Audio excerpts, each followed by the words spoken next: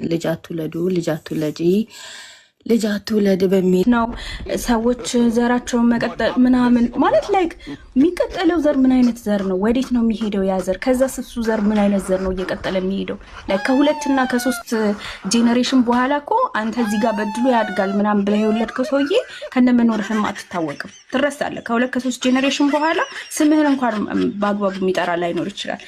ከዛ በኋላ ግን ለልጆች ህንፃ ምናምን አውርሰሪና ሰቆቃ እንደነ ዘሪሁን ምናምን የዘሪሁን ህንፃ ምናምን እንደዛውን ይጠራል። እሱ አሁን በጣም በቃ አቶ ዘሪሁንን አናውቀውም፣ ግን ዘሪሁን ስንል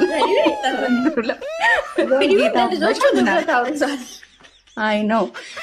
ስለዚህ ኦል ጆክስ አሳይድ ዩ ጋይስ እባካችሁ በተለይ ሴቶች ላይክ ሶ ልጅ አልፈልግም እስከ ማለት ደረሰ። በቃ ስላዘንላት እኮ ነው። ዲስ ኢዝ ሲምፓቲ፣ ምንም ሌላ ነገር አይደለም። ሲምፕል ሞክሩ። አይስዌር ላይክ ከብዙ እንትን በኋላ ልምምድ በኋላ ሜቢ ዩ ዊል ጌት ዜር ዩ ጋይስ ጀስት ትራይ። ምንም አትሆኑ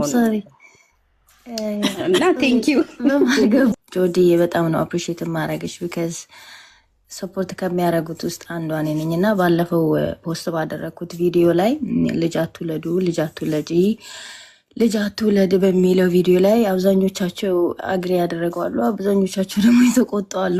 ጥሩ ጄኔሬሽን ወይም ደግሞ አዲስ ጄኔሬሽን እናፍራ